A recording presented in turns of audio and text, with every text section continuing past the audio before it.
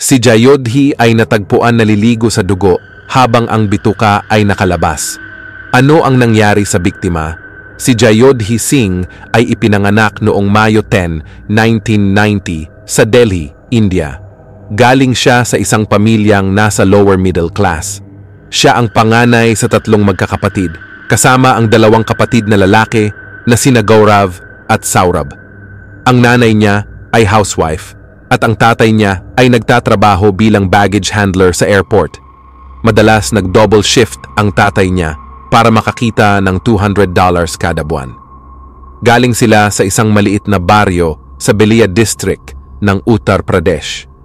Ibinenta ng magulang ni Jayodhi ang kanilang sakahan para makapag-aral ang mga anak.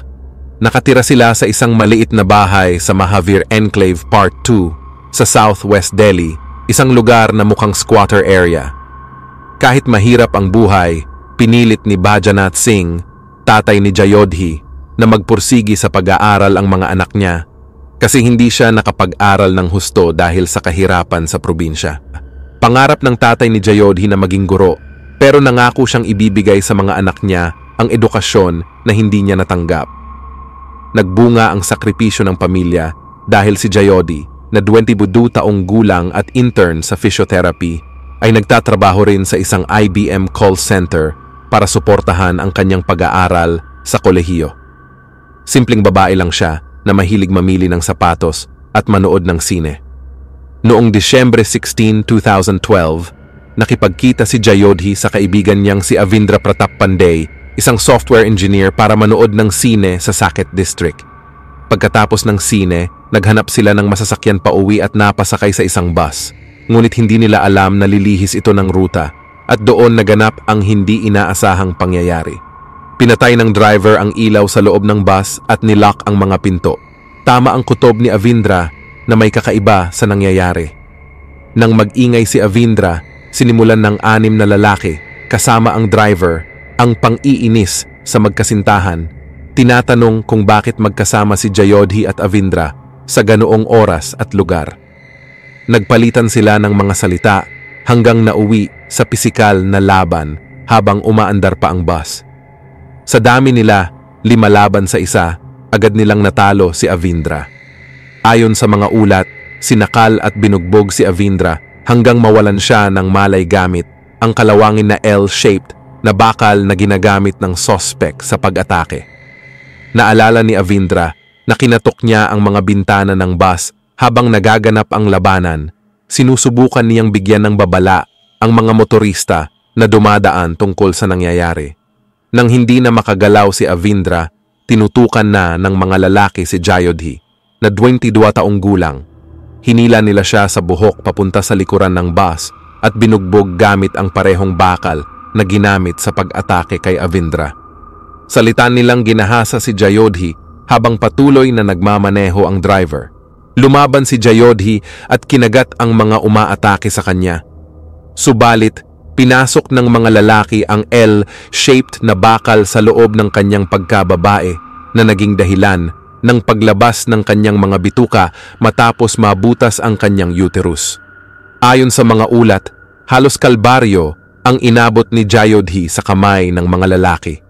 Parang pinupunit nila ang kanyang katawan gamit lang ang kanilang mga kamay. Tumagal ng mahigit 1 oras ang nakakapangilabot na atake bago itapon sina Jayodhi at Avindra sa gilid ng kalsada at iniwang halos mamatay. Sa kabutihang palad, hindi natanggal ng mga naglinis ng bus ang ebidensya ng krimen. Kahit halos wala na sa ulirat at nawawalan ng pag-asa, sinubukan ni Avindra na huminto ng mga dumaraang sasakyan pero walang tumigil. Bandang 11 PM ng gabi, isang highway patrol van ang nakakita sa kanilang dalawa at tinawagan ang pulisya ng Delhi. Agad dinala si Jayodhi sa Safdarjung Hospital sa New Delhi kung saan siya nilagay sa ventilator. Ang katawan ni Jayodhi ay puno ng pasa at kagat mula sa mga umaatake at lumabas na 5% na lang ng kanyang bituka ang natira. Si Avindra, hubad at nakalublob sa sariling dugo sa sahig ng ospital, ay nagmamakaawa sa mga staff na kontakin ang kanyang ama dahil iyon lang ang natatandaan niyang numero. Kahit hindi nila sinabi kung saang ospital dinala si Avindra, may nakapagbigay pa rin ng impormasyon sa kanyang ama. Dahil dito, nagkaroon ng kaguluhan habang hinahanap ng mga kamag-anak ang binata sa bawat ospital sa buong Delhi. Ang sumunod na ginawa ni Jayodhi ang nagbigay sa kanya ng palayaw na nirbhaya na nangangahulugang matapang. Isinulat niya ang isang mensahe sa isang piraso ng papel at ibinigay ito sa kanyang mga doktor. "I want to survive," sabi ni Jayodhi sa kanyang sulat upang maisalaysay niya ang nangyari sa kanya. Kumapit si Jayodhi sa buhay ng buong lakas. Ayon sa gwardiya, habang nakahiga siya sa kama ng ospital, sinabi niya sa pulisya, "Pinatay ng suspek ang mga ilaw ng bus at lumapit sa aking kaibigan at sinimulang abusuhin at bugbugin siya. Dinala nila ako sa likod ng bus habang hawak nila ang kamay niya at akin. Bawat pagkakataon, pinunit nila ang aking mga damit. Hinampas nila ako ng bakal at kinagat sa tiyan at likod. Kinuha nila lahat ng aking gamit, cellphone, handbag, Mastercard, charge card, relo, at iba pa. 6 na tao ang salitang gumahasa ng halos 1 oras sa umaandar na bus. Dahil sa tindi ng mga sugat na tinamo ni Jayodhi, kinailangan niyang sumailalim sa maraming operasyon upang maayos ang mga pinsala sa kanyang katawan. Noong Disyembre 19, 2012, sumailalim siya sa ika-5 operasyon. Inalis ng mga doktor ang karamihan sa natitira niyang bituka at siguradong nasa stable na kondisyon siya. Pagsapit ng Pasko, nagkaroon si Jayodhi ng lagnat na 103 degrees Fahrenheit. Bukod pa rito, nagkaroon siya ng sepsis-related na pagdurugo sa loob na kontrolado naman ayon sa mga doktor. Sa kabila ng lahat ng kanyang pinagdaanan, si Jayodhi ay gising at nakakapag-usap sa mga staff ng ospital. Ang pag-atake sa kanya ay mabilis na kumalat sa buong Delhi na naging sanhi ng matinding galit sa publiko. Pinangako ni Manmohan Singh kay Jayodhi ang dekalidad na pangangalaga. Natukoy na si Jayodhi ay ililipat sa Mount Elizabeth Emergency Clinic sa Singapore, isang kilalang ospital para sa multi-organ transfers o mas kilala bilang MT-E. Mayroon ding pribadong suite sa nasabing ospital ang Royal Family ng Brunei. Marami ang nagtanong sa desisyon na ilipat ang isang pasyente na nasa ICU pa lamang dahil sa kanyang malubhang pinsala at nasa life support. Hindi pa pwedeng sumailalim si Jayodhi sa organ transplant ng ilang linggo o kahit buwan pa at hindi siya kondisyon para sa mahabang flight patawid ng Bay of Bengal. Sa kabila ng mga alalahanin sa kanyang kalusugan, nilipat si Jayodhi sa pamamagitan ng eroplano noong Disyembre 26, 2012, 10 araw lamang matapos ang atake. Ang halos 6 na oras na paglalakbay mula New Delhi hanggang Singapore ay may mga komplikasyon. Hindi na kinaya ng kanyang katawan ang maikling panahon ng paglalakbay. Matapos dumating sa Mount Elizabeth Medical Clinic, patuloy na lumala ang kalagayan ng batang estudyante. Noong Disyembre 28, isang press conference ang idinaos kung saan ibinalita ng mga doktor sa media na bukod sa mga naunang diagnosis, si Jayodhi ay may malubhang pinsala sa utak, pneumonia at impeksyon sa dibdib. Sa kabila ng matapang na laban para mabuhay, trahedya pa rin ang pagkamatay ni Jayodhi Singh kinabukasan ng 4:45 ng umaga. Isang malaking gulat ito sa kanyang pamilya, kasama na ang kanyang mga kapatid na umaasa sa isang himalang paggaling. Isa sa mga kapatid ay nagsabi na ang desisyon na ilipat si Jayodhi sa Mount Elizabeth Medical Clinic ay nangyari ng masyadong huli. Hindi siya kumain ng 10 araw at karamihan sa kanyang bituka ay naagnas na. Bagaman maaari pa ring mabuhay ang isang tao kahit na mayroon siyang 4 na talampakan na lang ng maliit na bituka. Ito ay nangangailangan ng karagdagang fluid at nutrisyon. Gayunpaman, ang kalusugan ni Jayodhi ay mabilis nang lumalala, kaya hindi natin malalaman kung ang mas maagang interbensyon ay maaaring nakapagligtas sa kanyang buhay. Noong Disyembre 30, 2012, ang labi ni Jayodhi ay sinunog sa ilalim ng heightened police security. Sa gitna ng mapayapa at marahas na mga protesta sa buong India, agad na kumilos ang pulisya na humantong sa pagkakahuli ng ilang suspek sa loob ng 24 oras matapos ang krimen.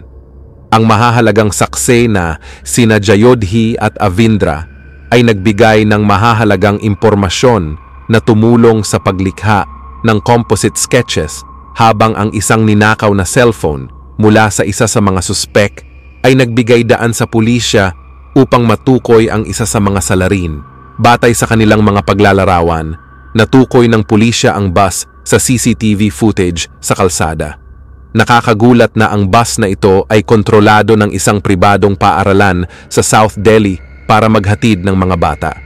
Mahalaga ring banggitin na ang parehong bus ang ginamit sa pag-atake kay Jayodhi. Agad na natukoy ng pulisya ang driver, 30 anyos na si Ram Singh, at nakuha ang 2 may dugo na metal bars mula sa bus na pinaniniwala ang mga armas na ginamit sa fatal assault. Sa kabuuan, 6 na lalaki, kasama si Ram Singh at ang kanyang 26 anyos na kapatid na si Mukesh, ang naaresto kaugnay ng pag-atake. Kasama sa kanila si Vinay Sharma, isang 20 anyos na gym instructor, Pavan Gupta, isang 19 anyos na fruit vendor, Mohamed Afros, isang 17 anyos na bagong member ng grupo, at si Akshay Thakur, isang 28 anyos na walang trabaho, na migrant worker na may asawa at anak nang mangyari ang krimen. Matapos ang pagsalakay, maraming suspek ang tumakas sa Delhi at natagpuan sa Rajasthan, Uttar Pradesh at Bihar. Isa sa mga salarin ang nahuli sa Anand Vihar Terminal sa Delhi habang sinusubukan tumakas. Bago ang insidente, meron pa silang ibang krimen na ginawa mga ilang oras bago ang pag-atake kay Jayodhi. Nahuli sila ng pulis. Gayunpaman, ang mga pulis ay hindi kayang makapagpatupad ng aksyon dahil hindi sakop ng kanilang jurisdiksyon ang krimen. Kung maayos na tinupad ng mga pulis ang kanilang mga tungkulin at isinangguni ang kaso sa tamang istasyon ng pulisya, maaaring buhay pa ngayon si Jayodhi. Mahalaga ring tandaan na 7 minuto lamang ang layo ng 2 istasyon ng pulisya. Noong Enero 3, 2013, ang mga adultong lalaki ay sinampahan ng mga kasong pang-a-abduct, pang-aatake, tangkang pagpatay at pagpatay. Itinanggi nila ang mga paratang at may ilan na nagsasabing pinilit sila ng pulisya na magbigay ng mga pekeng pag-amin. Noong Enero 10, nagkaroon ng press conference ang kanilang mga abogado kung saan kanilang sinisisi ang mga biktima bilang mga immoral na mga tao dahil gabi na at gumagala pa ang 2, imbis na umuwi na ng bahay. Sa huli, idinagdag ng mga hukuman ang mga kaso pang-robbery kaugnay sa isa pang krimen. Si Ram Singh naman ay natagpuang patay sa kanyang selda noong Marso 11, 2013.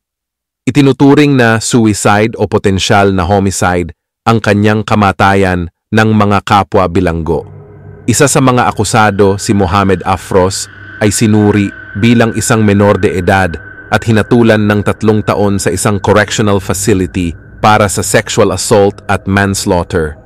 Matapos ang kanyang paglaya noong Disyembre 20, 2015, tumanggap siya ng tulong pinansyal upang simulan ang isang negosyong pagsusulsi, ngunit iniulat na mas pinili niyang magtrabaho bilang isang kusinero.